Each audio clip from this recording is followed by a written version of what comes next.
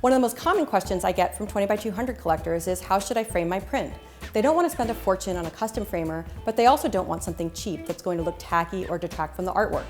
My go-to solution is a ready-made frame and a custom mat. It's affordable, it's simple, and it looks great.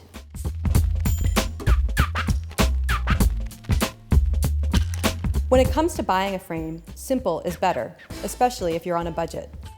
A clean, simple frame makes your artwork the focal point and will fit in with almost any home decor. A black frame works well with almost any piece of art. It's less likely to look cheap, shows the least wear, and if it does get dinged or scratched, you can usually use a Sharpie to touch it up. White can look great too, but it doesn't hide flaws as well.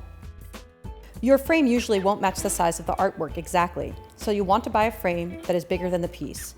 For an 8 by 10 print, you might use a 14 by 17 frame.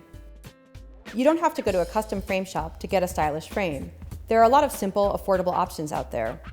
For 20 by 200 collectors, we often recommend West Elm's gallery frames. The quality is good, especially for the price. I actually use them all the time in my own home. The West Elm frame comes with glass, but plexiglass is a good option as well. The most important thing is that your surface is free of cracks and scratches. You'll also want to check the frame itself for dings and make sure that the corners are evenly joined. A store-bought frame usually includes a mat, but it's unlikely to fit your artwork perfectly, so go ahead and throw it out. Now you're ready to get a custom mat. Again, you have a lot of options. You can go to your local frame shop, or a national chain like Michael's can also cut mats for you, usually on the spot. For an 8 by 10 print in a 14 by 17 frame, it shouldn't cost more than $20. When you go to the frame shop, you'll want to bring your new frame, your carefully packed artwork, and if it's a 20 by 200 print, your mat guide and your signed certificate of authenticity. Tell your framer that you'd like an archival mat that's at least 4-ply, and to only use archival materials. Don't be tempted by the colored mats. Stick with white and let your art be the focal point. The framer will cut the mat to perfectly fit the frame and the artwork.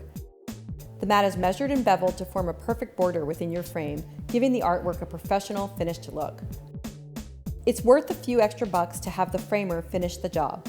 They'll mount your print to a backing mat, set it so that the artwork sits perfectly in the cut window, seal up the frame, and if you'd like, they can also attach a sleeve to the back to hold your certificate of authenticity. And that's it. You now have a frame print that looks like $1 million. The next step is getting it up on your wall, but I think that will have to be another video.